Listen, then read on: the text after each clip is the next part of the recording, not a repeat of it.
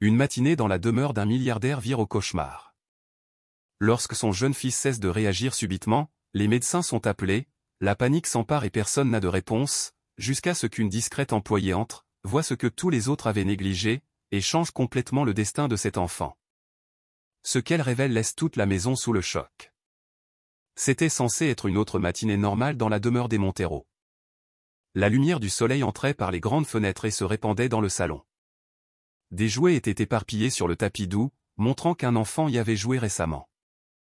Adrian, 3 ans, dormait profondément sur le canapé, serrant son jouet préféré. La maison était calme. Tout semblait être une journée normale. Julian, le père d'Adrian et un homme très riche, entra dans la pièce avec un sourire. Il se pencha pour réveiller doucement son fils pour le petit déjeuner. Il s'attendait à un sourire endormi ou peut-être à un bâillement, mais Adrian ne bougea pas. Julian lui embrassa le front, toujours sans réaction. Il lui donna un coup de coude, puis un peu plus fort. Rien ne changea, il cria son nom de nouveau, maintenant plus fort. Une étrange sensation commença à grandir en lui. Quelque chose n'allait pas, mais il ne voulait pas y croire. Il tenta une fois de plus de réveiller Adrian, mais l'enfant resta complètement immobile. Le cœur de Julian commença à s'accélérer. La panique s'empara rapidement de lui, remplaçant tout le calme qu'il ressentait à peine quelques minutes auparavant. Il prit Adrian dans ses bras, espérant que le mouvement le réveillerait, mais le corps de l'enfant était flasque. Julian cria à l'aide, sa voix pleine de peur. Il cria plus fort, sa voix résonnant dans les couloirs de la demeure. Les domestiques arrivèrent en courant, ne sachant pas ce qui se passait. Julian serra Adrian fort, presque de peur de le lâcher.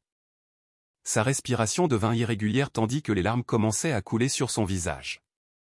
Cela ne pouvait pas arriver. Il avait déjà trop perdu. Les souvenirs du jour où sa femme était morte en couche revinrent en force. Cette douleur, cette impuissance, tout revenait maintenant. Son corps tremblait tandis qu'il pleurait. Il ne s'était jamais senti aussi impuissant auparavant. Son esprit refusait d'accepter ce que ses yeux voyaient. Adrian, son unique fils, ne se réveillait pas. Alors que la panique se propageait, l'équipe médicale privée fut rapidement appelée. En quelques minutes, ils entraient en courant dans le salon avec leur équipement. Ils couchèrent Adrian et commencèrent à vérifier ses signes vitaux. Julian était à ses côtés, incapable d'arrêter de pleurer. Il continuait de demander si son fils allait bien, mais personne ne lui donnait de réponse claire. Le visage du médecin était sérieux, concentré. Ils utilisèrent des machines pour scanner et vérifier tout signe de conscience. Julian eut l'impression que le monde s'était arrêté. Chaque seconde lui semblait une heure. Il observait à peine en respirant, attendant tout signe de mouvement, mais rien ne se produisit. Les médecins chuchotaient entre eux, ce qui ne faisait qu'effrayer davantage Julian. Il ne comprenait pas ce qui se passait. Il voulait juste que Adrian ouvre les yeux et sourie à nouveau. Plus de personnel se rassembla autour de la pièce. Tous étaient silencieux maintenant, observant la scène. L'atmosphère était lourde. Même les plus jeunes domestiques savaient que quelque chose n'allait terriblement pas. Julian était à genoux près du canapé, tenant la petite main d'Adrian. Il parla doucement à son fils, lui disant que tout irait bien. Il le supplia de se réveiller. Il lui promit des jouets, des voyages, tout ce qu'il voudrait. Mais Adrian resta immobile.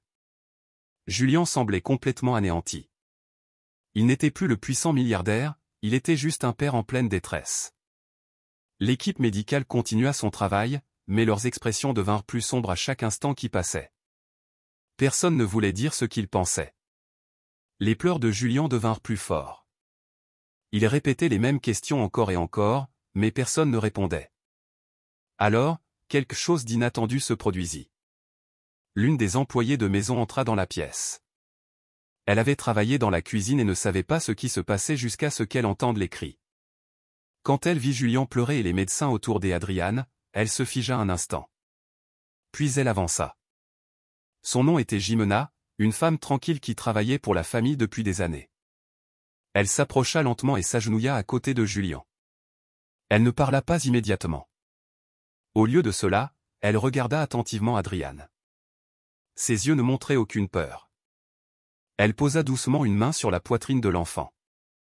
Puis elle sentit son poignet. Julien la regarda, confus et désespéré. Les médecins la remarquèrent également et l'un d'eux lui demanda de s'écarter, mais Jimena ne bougea pas. Quelque chose sur son visage avait changé. Elle murmura quelque chose à voix basse. Ce que Jimena dit ensuite prit tout le monde par surprise. Elle demanda au médecin de s'arrêter un instant et de la laisser parler. Julien, toujours en pleurs, la regarda comme si elle était folle, mais sa voix était calme et ferme. Elle dit qu'elle avait déjà vu quelque chose de semblable auparavant, il y a très longtemps, quelque chose qui ressemblait à un sommeil, mais qui n'en était pas un. Elle n'utilisa pas de mots compliqués, elle dit simplement que Adrian avait besoin de quelque chose de différent. Les médecins hésitèrent, ne sachant que faire. Julien ne savait que croire. Mais quelque chose, dans la voix calme de Jimena, le fit écouter. Il s'écarta et la laissa s'approcher d'Adrian. Jimena prit une profonde inspiration et posa ses deux mains sur le front de l'enfant. Personne ne savait ce qu'elle faisait, mais elle semblait sûre d'elle. Tout le monde dans la pièce resta silencieux, observant Jimena de près. Elle ferma les yeux et resta immobile pendant quelques secondes. Puis elle parla de nouveau à voix basse, des mots qui n'avaient aucun sens pour personne. Julien observait en silence, son cœur rempli de peur et d'espoir. Jimena ouvrit les yeux et regarda Adrian, murmurant son nom. Pourtant, rien ne se produisit. Puis, pendant un bref instant, les doigts d'Adrian bougèrent. C'était si infime que seuls Jimena et Julien le remarquèrent. Jimena sourit légèrement et leur dit que ce n'était pas fini. Elle dit qu'ils devaient rester calmes et attendre. Julien ne savait que penser, mais pour la première fois ce matin-là, une petite lueur d'espoir revint. Quelque chose avait changé et maintenant tous regardaient Jimena, l'employée silencieuse, comme si elle pouvait être la seule à pouvoir tout changer. Son nom était Jimena. Elle travaillait dans la demeure des Montero depuis seulement 6 mois. Elle avait été embauchée pour effectuer des tâches de nettoyage simple, balayer les sols, ranger les pièces, nettoyer les meubles et parfois aider en cuisine quand il y avait beaucoup de travail. Jimena ne faisait jamais beaucoup de bruit. Elle arrivait tôt, travaillait en silence et partait à l'heure. Elle ne parlait pas beaucoup avec le reste du personnel et s'impliquait rarement dans les conversations. La plupart des gens ne la remarquaient même pas quand elle passait. Pour eux, elle n'était que la femme de ménage silencieuse qui restait discrète. Elle n'avait ni passé sophistiqué ni relation visible, et personne ne savait grand-chose de ses origines. Elle vivait dans un petit appartement en ville et prenait le même bus pour se rendre au travail tous les matins. Aux yeux des autres, Jimena était invisible, juste une autre travailleuse dans une grande maison, remplie de luxe, de bruit et de personnes importantes qui la regardaient rarement.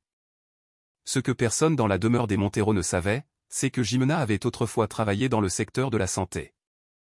Des années avant d'arriver à la demeure, elle avait été aide-soignante dans un hôpital public d'un quartier animé. Elle s'occupait des urgences, aidait les médecins, surveillait les patients et prenait soin des gens dans les moments difficiles. Elle avait appris à rester calme dans les situations chaotiques, mais tout cela s'était terminé après le décès de sa sœur cadette dans ce même hôpital. Ça avait été une erreur médicale que personne n'avait entièrement expliquée. Jimena ne s'en était jamais remise. Elle avait blâmé le système, les médecins et elle-même de ne pas avoir pu l'empêcher. À partir de ce jour, elle refusa de reporter un uniforme. Elle quitta son emploi, coupa les ponts avec tous ceux de cette partie de sa vie et commença à chercher du travail en dehors du domaine médical. Pendant des années, elle évita tout ce qui touchait aux hôpitaux, ni cliniques, ni médicaments, rien. Maintenant, debout dans la demeure des Montero avec un enfant inerte sur le canapé et un père en panique, quelque chose en Jimena revint à la vie. Elle ne l'avait pas planifié, cela s'était juste produit. Ses yeux remarquèrent des détails que d'autres ne virent pas.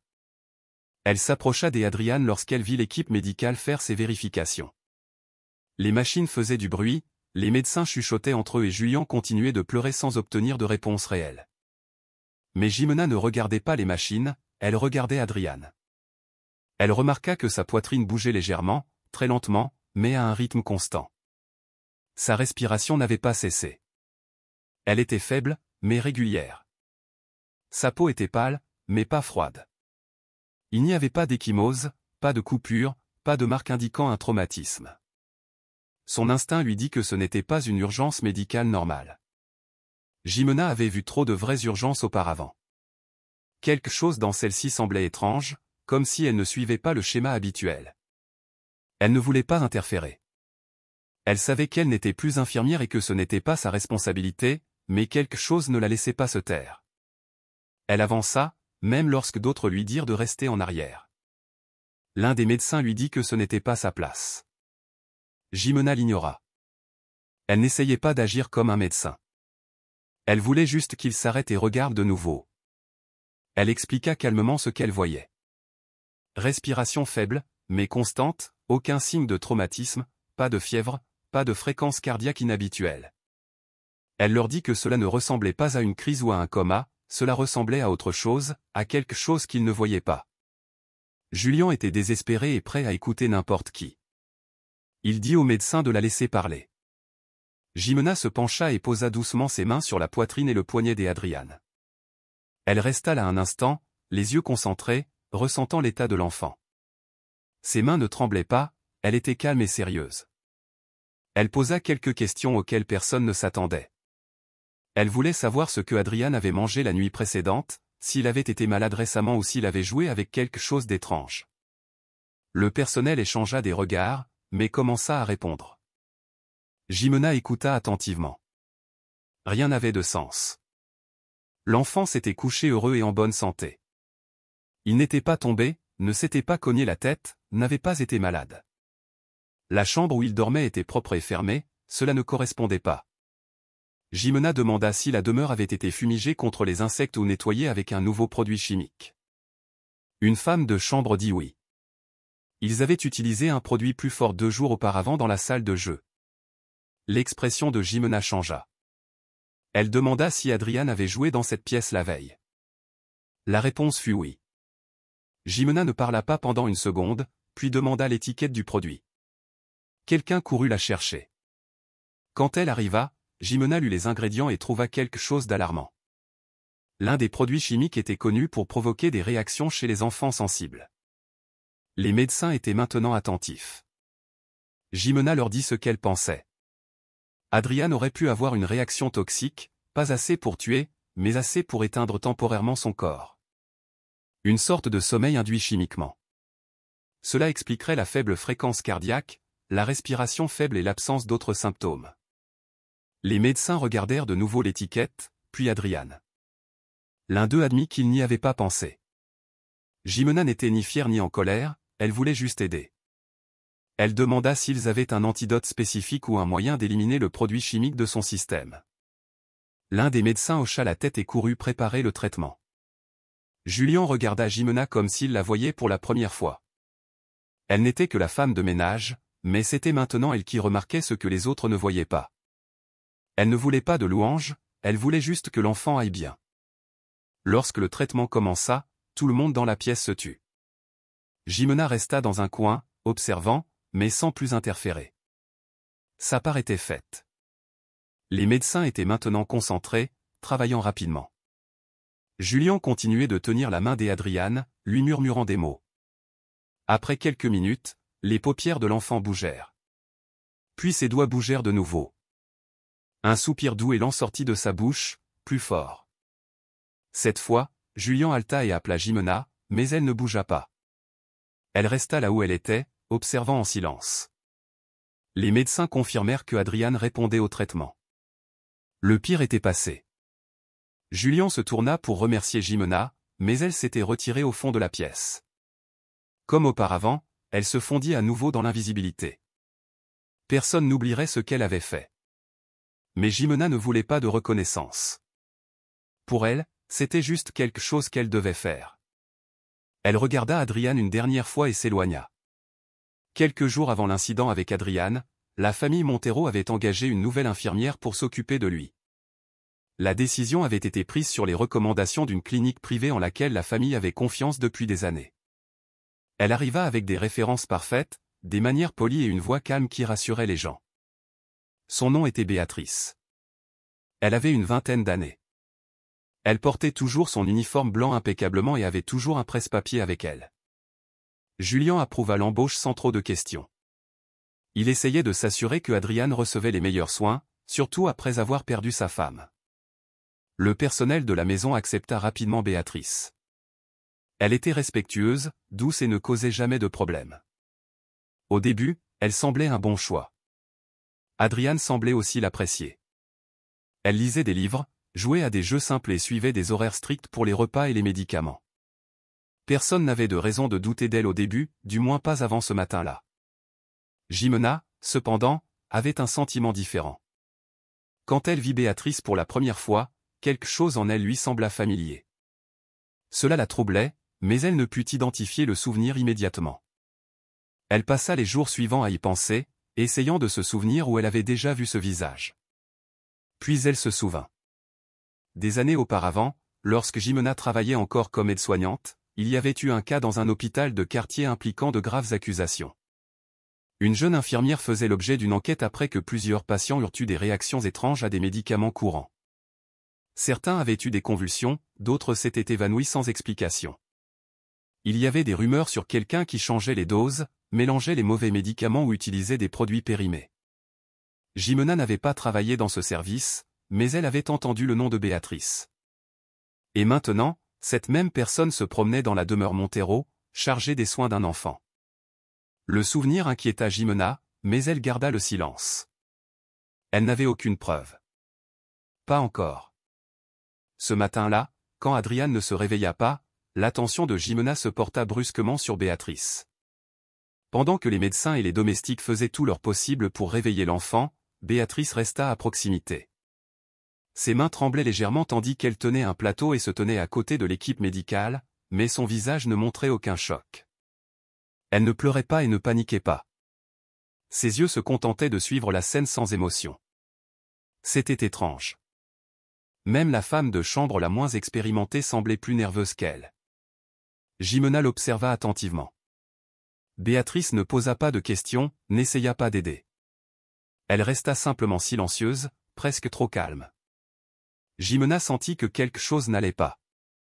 Le comportement ne correspondait pas à la situation. Une infirmière qui se souciait de son patient essaierait d'aider ou au moins serait visiblement préoccupée. Béatrice ne faisait ni l'un ni l'autre. L'inquiétude de Jimena se transforma en suspicion. Elle ne voulait pas tirer de conclusions hâtives, mais elle avait vu assez de choses dans son passé pour savoir quand quelque chose n'allait pas. Alors que le temps passait et que Adriane restait inconscient, Julien devenait de plus en plus désespéré. Les médecins se concentraient sur les machines et les résultats de laboratoire. Ils parlaient de sédatifs, d'éventuelles infections et de maladies rares. Personne ne suspectait un acte criminel. Jimena réalisa que si quelqu'un avait fait quelque chose exprès, cela passerait inaperçu. Elle s'éloigna de la foule et se rendit dans la chambre d'Adriane. Elle commença à vérifier les choses lentement, ses jouets, sa bouteille d'eau, ses médicaments, tout semblait normal, mais quelque chose la dérangeait. Elle trouva la boîte de pilules que Béatrice avait donnée à Adriane. C'était censé être un simple supplément vitaminique. Jimena ouvrit la boîte et regarda les pilules. L'étiquette était correcte, mais les pilules ne correspondaient pas à ce dont elle se souvenait de son travail à l'hôpital. Celle-ci était plus petite, recouverte d'une couleur différente. Elle en prit une et la mit dans la poche de son tablier. Elle devait la tester ou au moins la comparer. Quelque chose n'allait pas. De retour dans le salon, Jimena observa à nouveau Béatrice. Elle se souvint de moments de ses jours à l'hôpital, comment de petites erreurs pouvaient se transformer en tragédie et comment les professionnels qui agissaient trop parfaitement cachaient souvent quelque chose. Jimena savait que parler changerait tout. Elle avait passé des années à faire semblant d'être juste une femme de ménage. Elle avait caché son passé pour éviter la douleur de perdre sa sœur, le traumatisme des erreurs médicales et la responsabilité qui en découlait. Mais maintenant, la vie d'un enfant était en jeu, elle ne pouvait plus se taire. Elle s'approcha de Julien et du médecin-chef. Sa voix était ferme et ses yeux sérieux. Elle leur dit qu'elle avait été infirmière et qu'elle devait parler en privé. Au début, ils hésitèrent. Mais Julien, la voyant calme et concentrée, demanda à tout le monde de se retirer. Jimena lui montra la pilule, lui expliqua ce qu'elle avait remarqué et partagea ce qu'elle se souvenait du passé de Béatrice. Julien était sous le choc, mais aussi confus. Il voulait croire le meilleur des gens qui l'entouraient. Pourtant, il écouta. Il appela le médecin pour qu'il examine la pilule. En quelques minutes, l'équipe confirma que la substance à l'intérieur n'était pas celle indiquée sur l'étiquette. Elle avait de légères propriétés sédatives, pas assez fortes pour tuer, mais suffisamment pour ralentir les fonctions corporelles chez un jeune enfant. La suspicion de Jimena s'était avérée correcte. Julien se tourna vers Béatrice, qui restait immobile, inexpressive. Elle ne nia rien, elle dit simplement qu'elle suivait les instructions de la clinique. Cela n'arrangea pas les choses. La sécurité fut appelée et Béatrice fut éloignée de la maison. Le médecin administra à Adriane un autre traitement et bientôt son état commença à s'améliorer. Jimena resta à distance, observant en silence, mais cette fois les gens la virent. Ils virent plus qu'une simple employée. Ils virent quelqu'un qui avait sauvé une vie en parlant quand personne d'autre ne l'avait fait. Elle ne voulait pas d'éloge, elle voulait juste que l'enfant aille bien. Lorsque le traitement commença, tout le monde dans la pièce se tut. Jimena resta dans un coin, observant, mais sans plus interférer. Sa part était faite. Les médecins étaient maintenant concentrés, travaillant rapidement. Julien continuait de tenir la main d'Adriane, lui murmurant des mots. Après quelques minutes, les paupières de l'enfant bougèrent. Puis ses doigts bougèrent de nouveau. Un soupir doux et lent sortit de sa bouche, plus fort. Cette fois, Julien halta et appela Jimena, mais elle ne bougea pas. Elle resta là où elle était, observant en silence. Les médecins confirmèrent que Adriane répondait au traitement. Le pire était passé. Julien se tourna pour remercier Jimena, mais elle s'était retirée au fond de la pièce. Comme auparavant, elle se fondit à nouveau dans l'invisibilité. Personne n'oublierait ce qu'elle avait fait. Mais Jimena ne voulait pas de reconnaissance. Pour elle, c'était juste quelque chose qu'elle devait faire. Elle regarda Adriane une dernière fois et s'éloigna. Merci beaucoup d'avoir écouté jusqu'ici. Si ce genre de contenu vous plaît, n'oubliez pas de vous abonner à notre chaîne Quanto que en Amoran. Nous publions 2 vidéos chaque jour et mettez un pouce bleu à la vidéo si cette histoire vous plaît et laissez-nous un commentaire, en nous disant d'où vous venez et à quelle heure vous nous écoutez. Tout le monde dans la demeure se préparait à emmener Adriane à l'hôpital. Les médecins organisaient le transport, le personnel emballait les articles essentiels et Julien marchait nerveusement, ne sachant plus quoi faire. La tension dans la maison grandissait de minute en minute. Les gens criaient des instructions, les téléphones sonnaient et l'ambulance privée était en route. Jimena était près du couloir, observant le chaos. Son esprit s'emballait. Elle savait qu'il n'y avait pas beaucoup de temps. S'ils emmenaient Adriane à l'hôpital, la vérité pourrait être perdue ou étouffée. Elle devait agir avant que cela ne se produise. Elle prit une profonde inspiration, marcha droit vers Julien et demanda à lui parler en privé. Il sembla confus, mais quelque chose dans ses yeux le fit hocher la tête. Ils entrèrent dans son bureau et Jimena ferma la porte silencieusement derrière eux. Il était temps de tout lui raconter. Plus de cachette, plus d'attente. Jimena resta immobile un instant, essayant de trouver les mots justes. Puis elle lui dit la vérité. Elle expliqua comment elle avait travaillé comme aide-soignante. Elle avait de l'expérience en soins d'urgence, en surveillance de patients et en gestion de médicaments. Elle lui raconta cette fois où elle avait vu des patients souffrir à cause de décisions négligentes. L'une de ces erreurs avait conduit au décès de sa sœur. Ce moment l'avait brisée. Elle ne put continuer dans cette profession, alors elle laissa tout derrière elle et commença à travailler dans des emplois simples. Nettoyer des maisons était un moyen de se tenir éloignée du monde de la médecine. Lorsqu'elle postula pour un emploi à la demeure Montero, elle n'avait jamais prévu de se réimpliquer dans des affaires médicales. Mais maintenant, voyant Adriane dans cet état, tous ses souvenirs lui revinrent. Elle ne pouvait pas ignorer ce qu'elle voyait. Les signes étaient clairs pour elle. Respiration lente, manque de réaction profonde, mais un corps stable. C'étaient des symptômes qu'elle avait déjà vus et ils n'étaient pas naturels. Elle dit à Julien sa suspicion. Adriane n'était pas malade, il avait été drogué. Jimena expliqua comment les symptômes correspondaient à l'exposition à des microdoses de sédatifs. Ces substances étaient suffisamment fortes pour affaiblir le corps, mais pas pour tuer. Elles causaient confusion, somnolence et respiration superficielle. La plupart des médecins, s'ils ne les cherchaient pas, les ignoreraient et supposeraient que l'enfant ne se sentait tout simplement pas bien. Jimena avait vu ces réactions pendant ses années à l'hôpital. Elle avait même entendu parler de personnes qui utilisaient ces médicaments volontairement pour garder les patients calmes, silencieux ou, dans certains cas, pour manipuler une situation. Julien s'assit lourdement sur sa chaise. Son visage était pâle et ses mains tremblaient. Il continuait de demander pourquoi cela se produirait, pourquoi quelqu'un blesserait un enfant qui n'avait ni ennemi ni conflit. Jimena attendit qu'il se taise, puis le regarda droit dans les yeux et répondit d'une voix calme et sérieuse. « Parce que vous êtes un milliardaire, dit-elle, et cet enfant est la clé de votre héritage. » Au début, il sembla confus, comme si les mots n'avaient aucun sens, mais ensuite, à mesure qu'il y pensait, les pièces du puzzle commencèrent à s'assembler. Il se souvint des documents légaux, des discussions familiales et de la façon dont certains parents avaient montré plus d'intérêt pour Adrian que pour le bien-être de l'enfant. Il se souvint du contrat d'héritage qui désignait Adrian comme l'héritier principal si quelque chose arrivait à Julian. Cet argent valait des milliards. Jimena put voir dans les yeux de Julian qu'il comprenait ce que cela signifiait. Ce n'était pas un accident. Ce n'était pas une urgence médicale. C'était un acte intentionnel. Quelqu'un l'avait planifié silencieusement et avec soin. Julian lui demanda de nouveau si elle était sûre. Jimena hocha la tête. Elle ne devinait pas.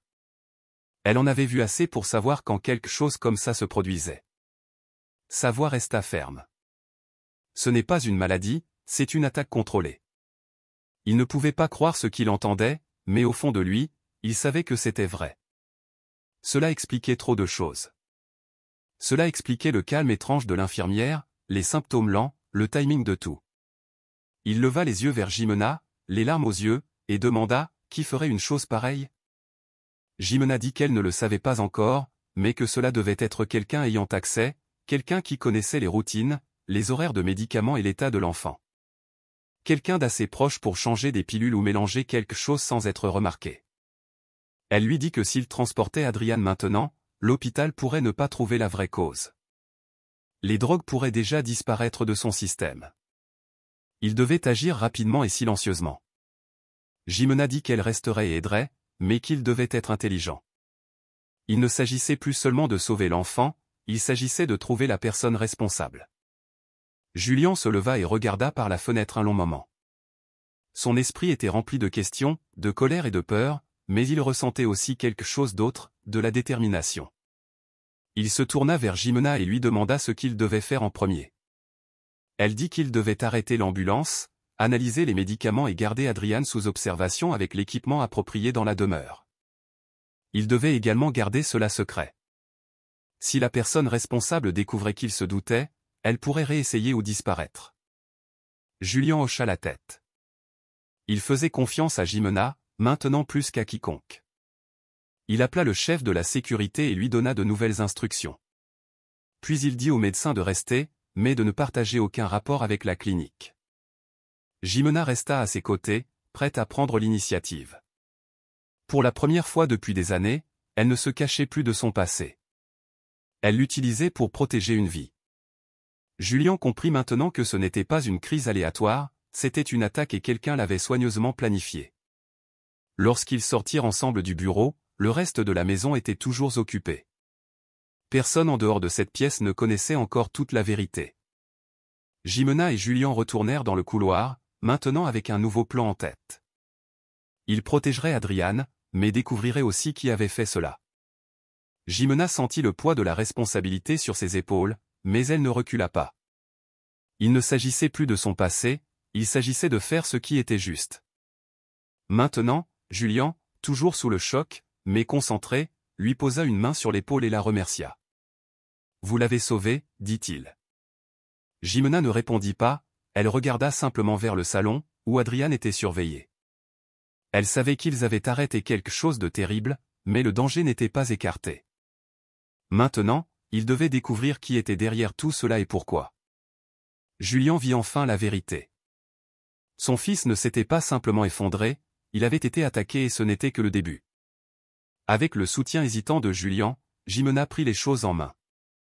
Elle commença par examiner attentivement tout ce que Adrian avait mangé ou pris les derniers jours. Elle posa des questions détaillées au personnel de cuisine, fouilla le garde-manger et le réfrigérateur, et chercha même dans les poubelles des récipients vides. Jimena vérifia les notes quotidiennes de l'infirmière et les compara avec le programme des repas et des suppléments. Des schémas commencèrent à se dessiner. Chaque fois que Adrian recevait du jus, de la soupe ou des vitamines, cela avait été directement manipulé par la nouvelle infirmière, Béatrice. Personne d'autre n'avait touché à ces articles. La cuisine avait préparé les repas, mais Béatrice avait insisté pour s'occuper des dernières préparations avant de les servir à l'enfant. Jimena trouva cela très suspect. Julian, toujours submergé par tout ce qui s'était passé, tenta de rester calme. Il suivit Jimena, faisant de plus en plus confiance à son jugement à chaque pas. Elle lui dit qu'il n'avait pas de temps à perdre. Attendre les tests de l'hôpital pourrait donner à leur ennemi l'occasion d'effacer toutes les traces. Jimena dit ensuite à Julian quelque chose qui le rendit encore plus nerveux. S'ils emmenaient Adrian à l'hôpital maintenant, il serait peut-être trop tard, non seulement à cause du délai, mais parce que l'infirmière pourrait avoir des alliés là-bas. Peut-être quelqu'un de la même clinique, peut-être quelqu'un qui cacherait les preuves ou bloquerait l'accès aux résultats. Jimena avait vu de telles choses dans sa vie passée en médecine. Parfois, les connexions au sein du système aidaient les criminels à disparaître. Elle dit qu'il devait agir immédiatement, ici même dans la maison. Elle expliqua qu'à l'hôpital où elle travaillait, il devait souvent utiliser des techniques de désintoxication d'urgence pour les patients légèrement sédatés, soit par accident, soit pour une récupération post-chirurgicale. Jimena savait comment créer une solution simple de désintoxication hépatique, qui pouvait être administrée en toute sécurité aux enfants à très faible dose. Cela ne ferait pas de mal à Adrian, mais cela pourrait aider à expulser le sédatif de son système plus rapidement. Julian parut incertain, mais hocha la tête. Il demanda au médecin-chef sur place si c'était sûr. Le médecin, bien que surpris par la confiance de Jimena, convint que la méthode qu'elle décrivait pourrait aider dans certains cas. Jimena se déplaça rapidement, rassemblant les ingrédients dont elle avait besoin parmi les fournitures médicales disponibles dans la maison. Ce n'était pas une installation hospitalière complète, mais c'était suffisant. Elle prépara une solution liquide et mesura tout avec précision. Elle refusa de laisser quelqu'un d'autre le faire. Une fois prête, elle expliqua le processus étape par étape. Elle demanda au médecin de superviser et garda Julian présent dans la pièce tout le temps. Jimena administra lentement la dose de désintoxication à Adrian à travers une petite seringue alors qu'il était encore inconscient. Puis ils attendirent. Toute la pièce était silencieuse. Personne n'osait bouger. Les secondes semblèrent longues. Les yeux de tous étaient fixés sur le petit garçon immobile dans le lit, sa poitrine se soulevant et s'abaissant lentement. Après presque 20 minutes de silence tendu, quelque chose se produisit. Les doigts d'Adrian bougèrent. Jimena le remarqua en premier, puis le montra. Quelques instants plus tard, les lèvres de l'enfant bougèrent légèrement, puis il toussa. Ce n'était pas fort, mais c'était réel. Julian se leva rapidement et saisit la main de son fils. Adrian toussa de nouveau et ses paupières commencèrent à bouger. Sa respiration devint plus profonde, plus naturelle, puis il ouvrit enfin les yeux. Il ne parla pas immédiatement, mais son visage se tourna sur le côté et un léger sanglot s'échappa. Jimena resta figée, les mains toujours levées, comme si elle ne pouvait pas y croire elle-même. Julian tomba à genoux, submergé par l'émotion. Les larmes coulaient sur son visage tandis qu'il étreignait doucement son fils, de peur de le serrer trop fort. Le médecin hocha la tête en signe d'approbation silencieuse, clairement surpris par le succès de Jimena. Le personnel dans la pièce resta immobile, beaucoup les larmes aux yeux. Adrian était en vie. Jimena l'avait ramené, mais le soulagement ne dura pas longtemps. Jimena se leva et regarda Julian avec une expression sérieuse. « Ce n'est pas fini, dit-elle. Quelqu'un a essayé de tuer votre fils et cette personne est toujours dans cette maison. » Sa voix était calme mais ferme. La tension revint instantanément. Julian essuya ses larmes et demanda ce qu'il devait faire ensuite. Jimena expliqua qu'il devait sécuriser tous les points d'accès. Personne ne devait entrer ou sortir de la demeure. Chaque membre du personnel devait rester où il était jusqu'à ce que la situation soit entièrement investiguée. L'infirmière devait être interrogée immédiatement. La nourriture devait être analysée et toutes les affaires d'Adrian examinées à nouveau. Jimena lui dit qu'il devait traiter la maison comme une scène de crime. Julian fut d'accord. Il se leva et ordonna à la sécurité de boucler la propriété. Jimena sortit de la pièce et parla au chef de la sécurité. Elle donna des instructions claires, comme quelqu'un qui avait déjà fait cela. Toute la maison passa de la panique à une alerte contrôlée. L'équipe de sécurité répondit rapidement. Des gardes furent postés à chaque porte. Tous les articles de cuisine furent mis sous surveillance. Jimena travailla avec le médecin pour noter le traitement qui avait sauvé Adrian et ce qu'il soupçonnait avoir été utilisé pour l'empoisonner. Elle insista pour conserver les bouteilles de jus et les suppléments restants comme preuve. Julian passa des appels à des enquêteurs de confiance et ordonna qu'une équipe médico-légale privée vienne dès que possible. Adrian fut transféré dans une pièce sécurisée et contrôlée avec un accès limité. Seuls Jimena, Julian, le médecin et 2 gardes avaient le droit d'entrer. Le reste du personnel était confus et effrayé. Des chuchotements remplirent la demeure. Personne ne savait ce qui se passait réellement.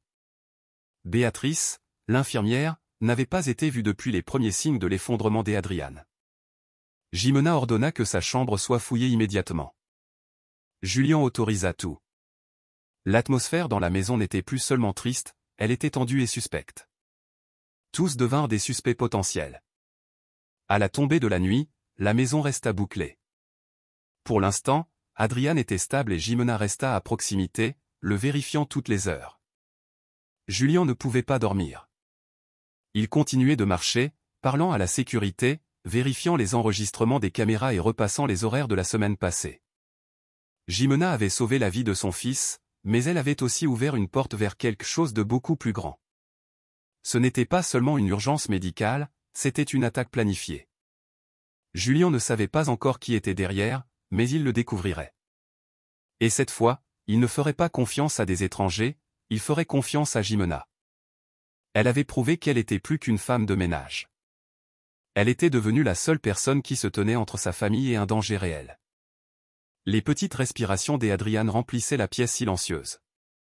Il était en vie, mais maintenant tout le monde dans cette maison était sous surveillance. L'attaque avait échoué, mais l'ennemi était toujours là, caché à la vue de tous. Julian donna un ordre direct à l'équipe de sécurité du manoir. L'infirmière, Béatrice, devait être maintenue sous étroite surveillance, mais sans éveiller de soupçons. Il ne voulait pas qu'elle sache qu'ils étaient sur sa piste. Elle continua ses activités habituelles, se promenant calmement dans la maison, consultant son téléphone et faisant semblant d'être juste une autre professionnelle de la santé faisant son travail, mais ses mouvements étaient maintenant traqués. 2 gardes restaient près d'elle en permanence sous prétexte de protocole de la maison. Julian resta près de la chambre d'Adrian pendant que Jimena se déplaçait rapidement et silencieusement dans les couloirs de service. Elle savait où elle devait aller. Elle se dirigea directement vers le conteneur de déchets médicaux situé dans la zone arrière de la maison, où tous les gants, emballages et articles jetables usagés étaient jetés. Elle ouvrit le couvercle et fouilla soigneusement dans le tas, ignorant l'odeur. Après quelques minutes, elle trouva ce qu'elle cherchait, une seringue usagée cachée à l'intérieur d'un sac froissé. Jimena tint la seringue dans ses mains gantées. Il y avait encore une petite quantité de liquide clair à l'intérieur du cylindre. La plupart des gens ne l'auraient pas remarqué, mais elle, oui. Sa formation lui avait appris que même les plus petites traces pouvaient contenir des réponses. Elle la plaça doucement dans un récipient scellé qu'elle avait apporté avec elle. Puis elle se rendit dans sa chambre, utilisant ses anciens contacts de ses jours d'infirmière, elle passa un appel. L'un de ses anciens collègues travaillait dans un laboratoire capable d'effectuer des tests chimiques rapides et privés. Jimena ne donna pas beaucoup de détails, elle demanda juste une analyse urgente. Elle arrangea qu'un coursier de confiance récupère la seringue immédiatement et attendit.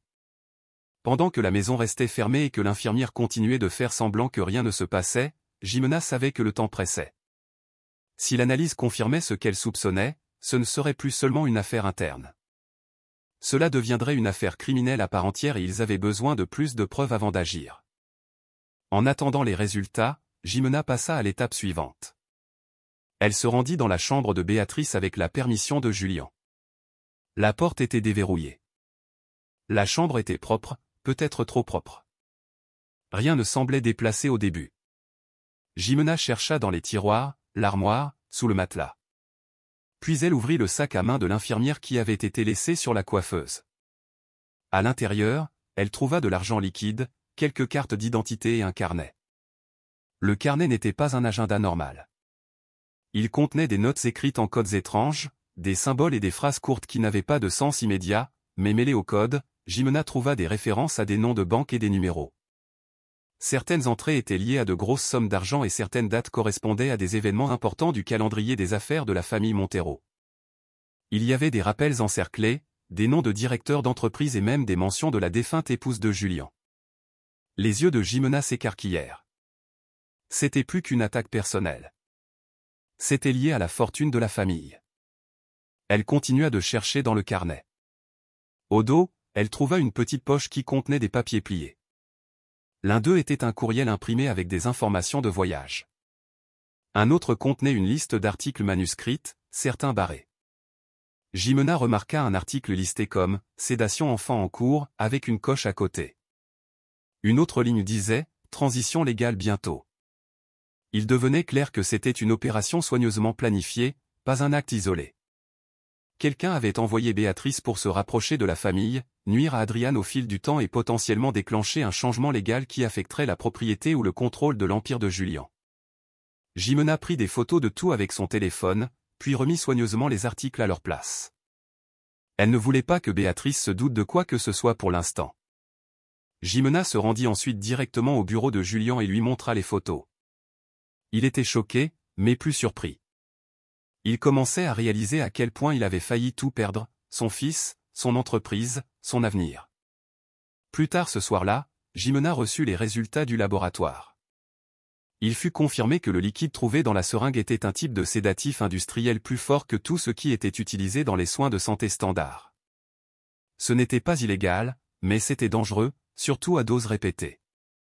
Le rapport montra que la substance pouvait provoquer un lent arrêt des organes si elle était administrée en petites quantités fréquentes. Jimena avait maintenant tout ce dont elle avait besoin, des preuves physiques, le témoignage d'un témoin et un mobile lié aux gains financiers. Elle imprima le rapport et le remit à Julien.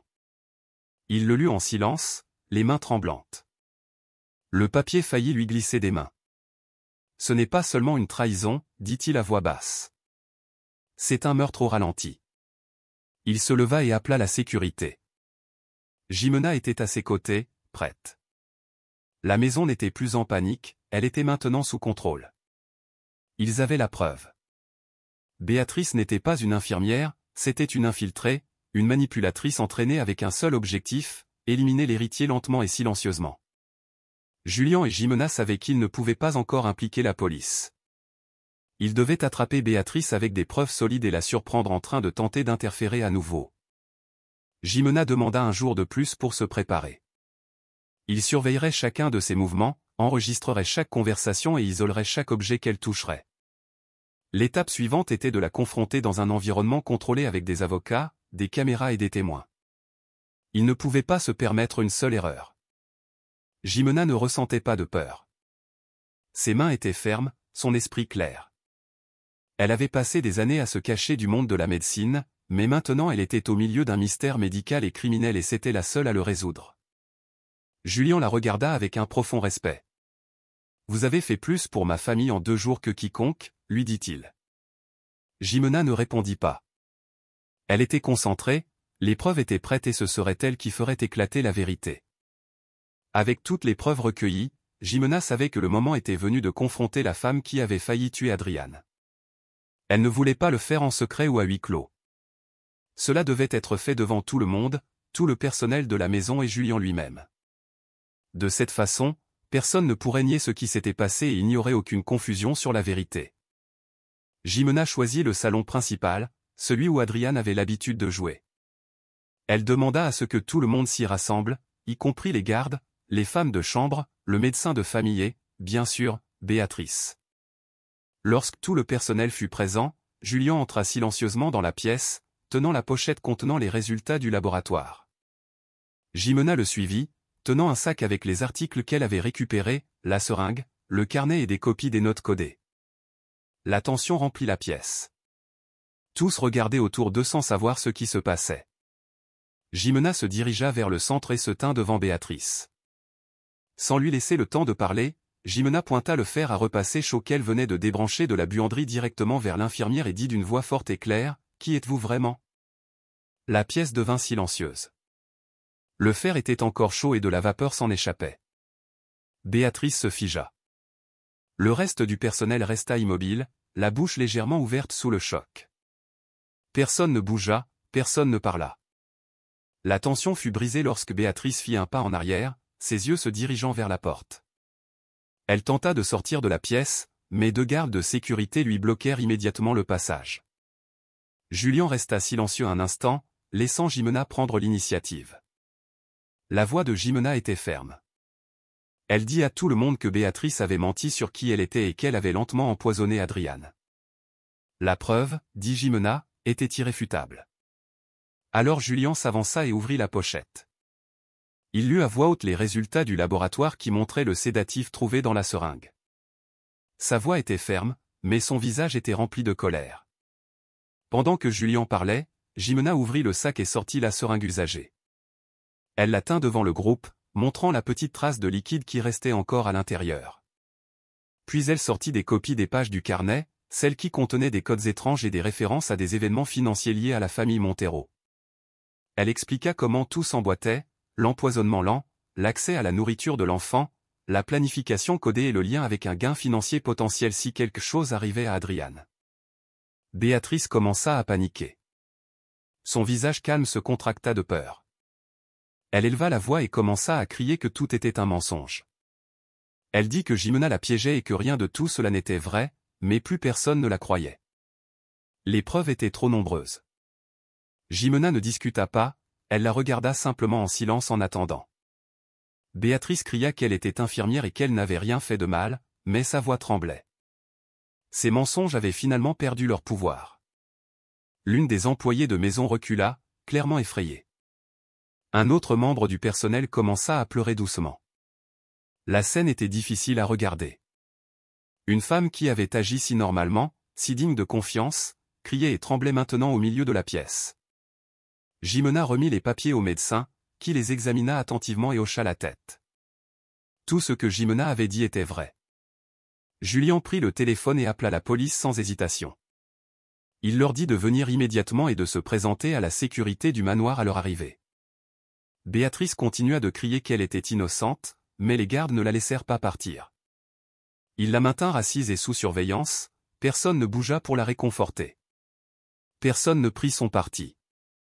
Le personnel, toujours sous le choc, commença à comprendre le danger avec lequel ils avaient tous vécu. Julien remercia Jimena à voix basse, sa voix pleine d'émotion. Elle avait sauvé non seulement son fils, mais toute sa maison de quelque chose qu'aucun d'eux n'avait vu venir.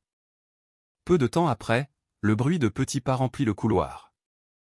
Adriane, maintenant complètement réveillée et se sentant mieux, entra dans la pièce. Ses pas étaient hésitants, mais il sourit en voyant son père. Julien tomba à genoux et ouvrit les bras. Adriane courut directement vers lui, enroulant ses bras autour de son cou. Julien l'étreignit fort, incapable de retenir ses larmes. Toute la pièce observait, beaucoup pleurant en silence. Ce fut un moment de soulagement, de gratitude, de compréhension.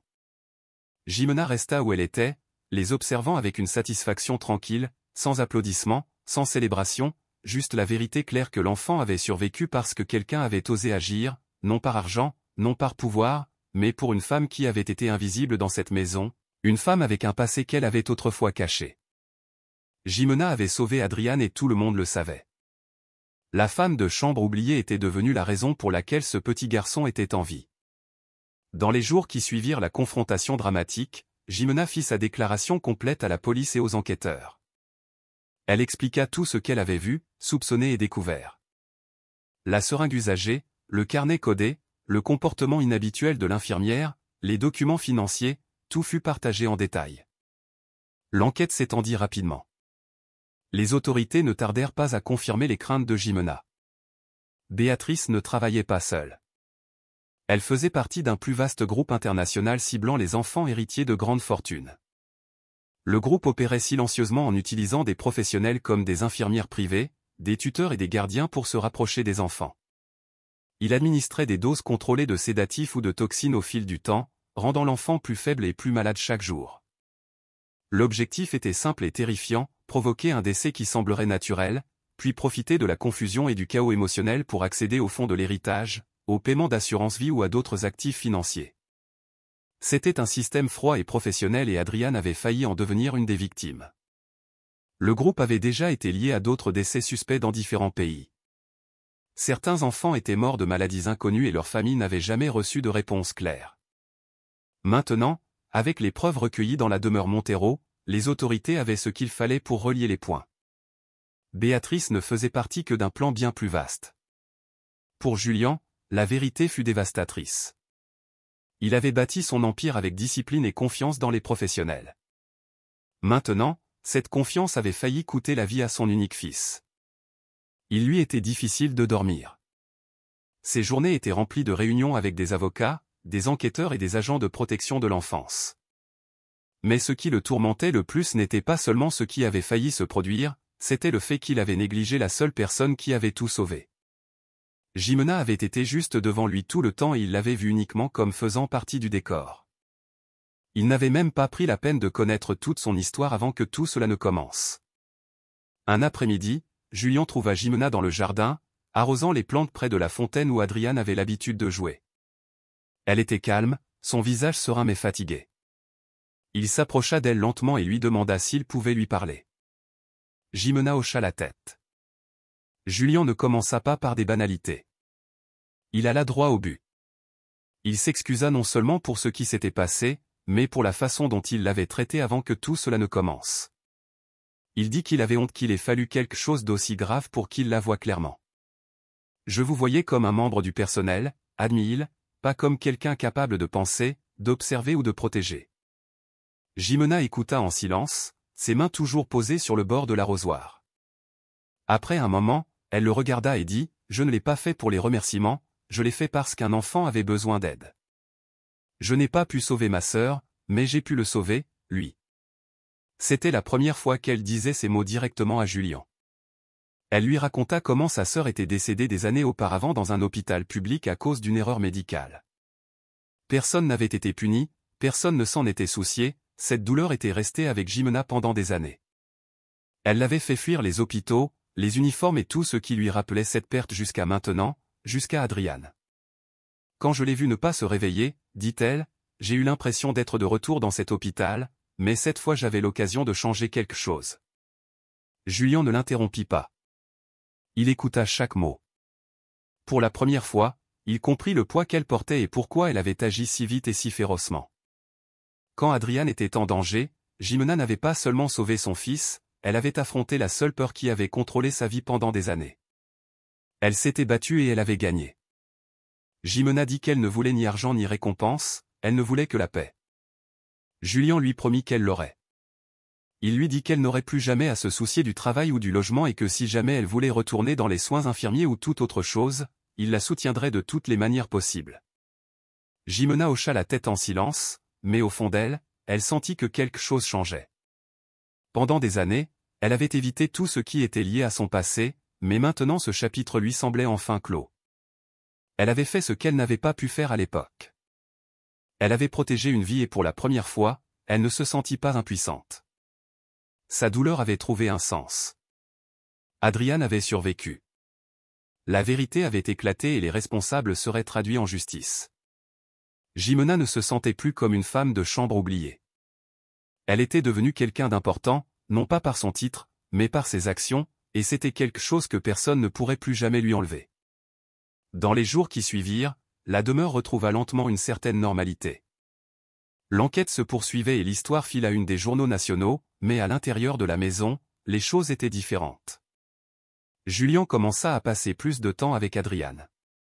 Il apporta également des changements aux politiques de son entreprise, notamment de nouvelles procédures de vérification des antécédents et une sécurité renforcée pour le personnel et leurs familles.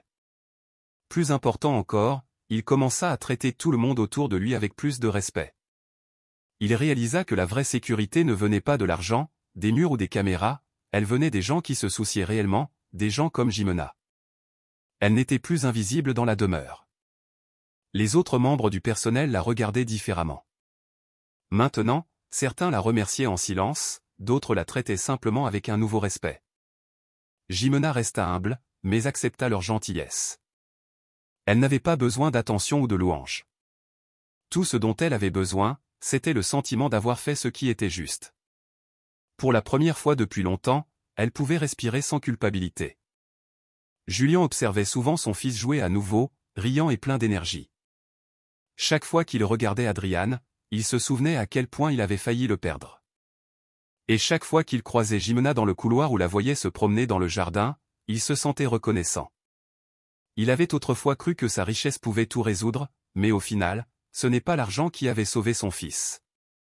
C'était Jimena, une femme au passé caché, une présence silencieuse et un cœur qui refusa de laisser l'histoire se répéter.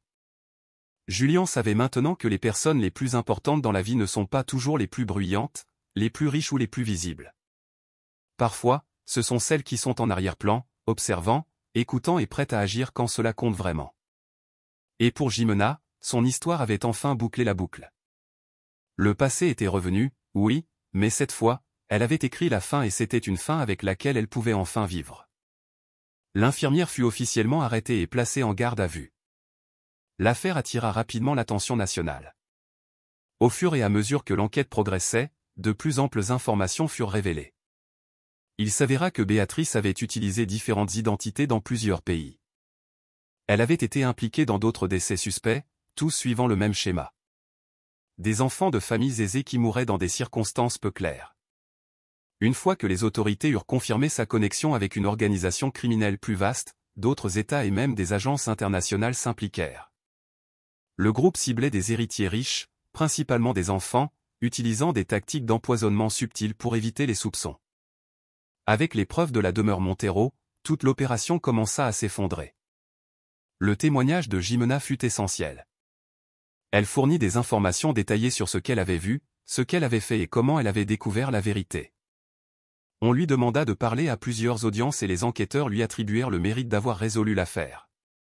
Sa vivacité d'esprit et ses connaissances avaient mis en lumière quelque chose qui était resté caché pendant des années. Alors que Jimena continuait de témoigner et d'aider dans des affaires connexes, son nom commença à apparaître dans les médias. Les journaux et les chaînes de télévision partagèrent son histoire, l'employé de maison qui avait découvert une opération criminelle professionnelle et sauvé le fils d'un milliardaire. Les gens de tout le pays la louèrent.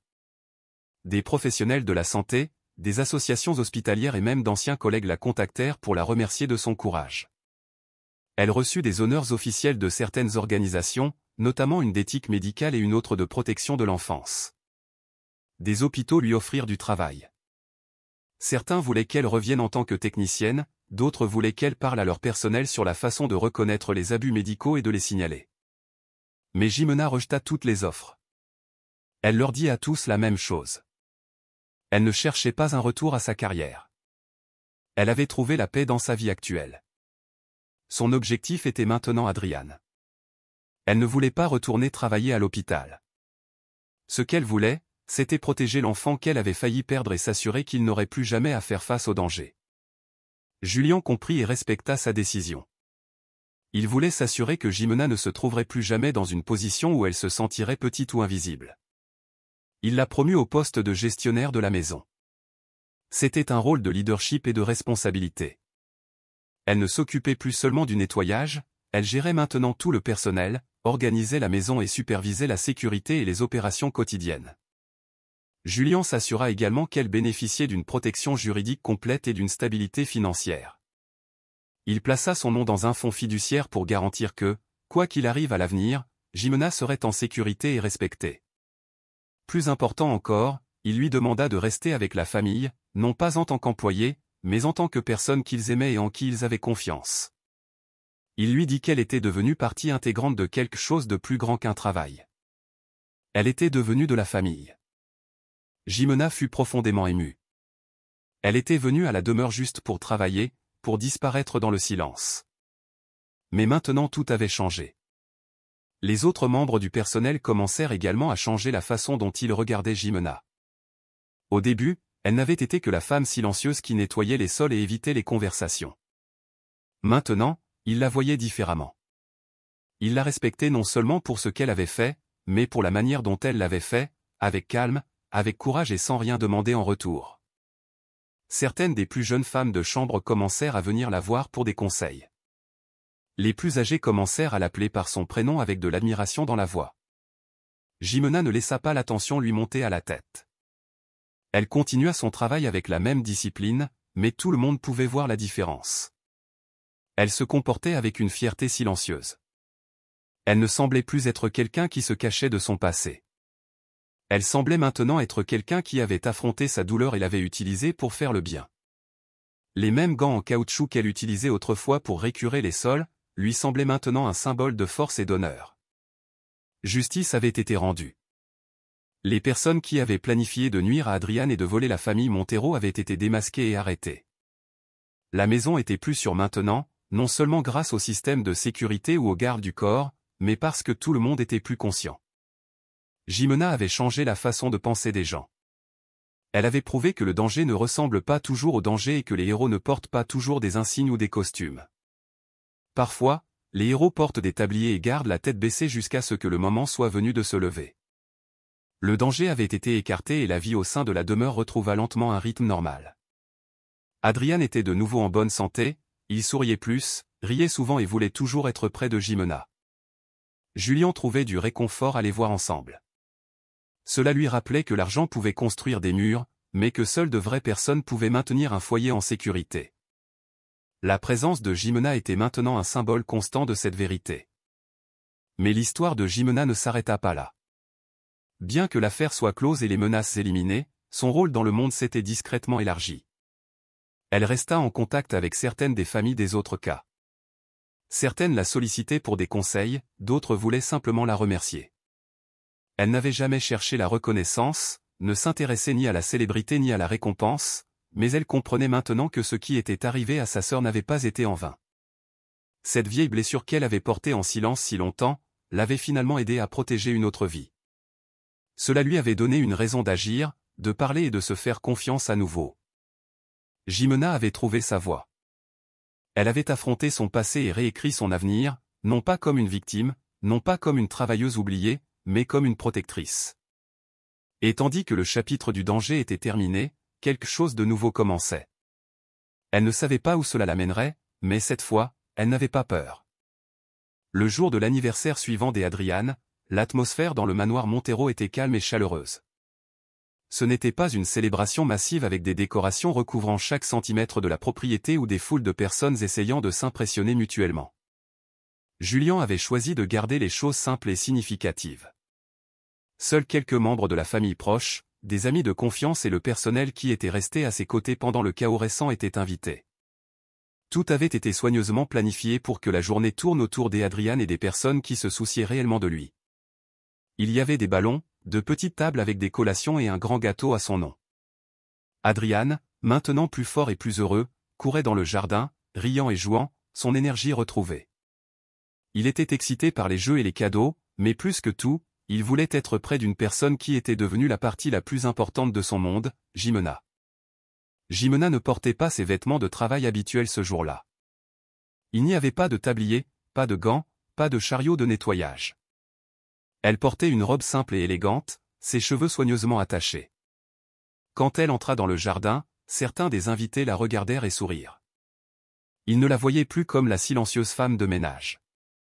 Ils la voyaient comme quelqu'un qui appartenait, quelqu'un qui avait gagné sa place dans cette famille. Adriane la vit dès son arrivée et courut vers elle, les bras ouverts. « Tante Jim !» cria-t-il avec émotion. Elle se pencha et l'étreignit fort. À partir de ce moment, Adriane ne quitta pas son côté. Il lui tint la main en montrant ses jouets aux invités. Il la tira vers le gâteau quand il fut temps de chanter et insista pour qu'elle s'assoie à ses côtés pendant l'ouverture des cadeaux. Jimena ne put cacher l'émotion dans ses yeux. Chaque fois que Adriane la regardait avec amour, elle ressentait quelque chose dans son cœur qu'elle n'avait pas ressenti depuis des années. La paix.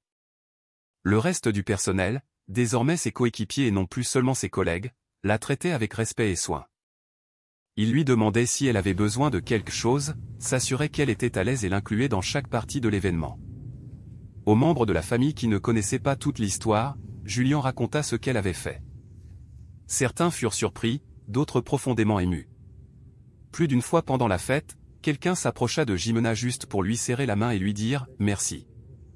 Elle souriait poliment à chaque fois, ne cherchant pas l'attention, mais acceptant leurs mots avec gentillesse. Jimena n'a jamais aimé être le centre de quoi que ce soit, mais elle comprenait maintenant qu'être vue n'était pas une question de célébrité, c'était une question d'être valorisée. Et ici, dans ce foyer, qui autrefois semblait distant et froid, elle était enfin traitée comme plus que quelqu'un en arrière-plan. La différence n'était pas dans ce qu'elle portait, c'était dans la façon dont les gens la regardaient maintenant, avec une réelle appréciation.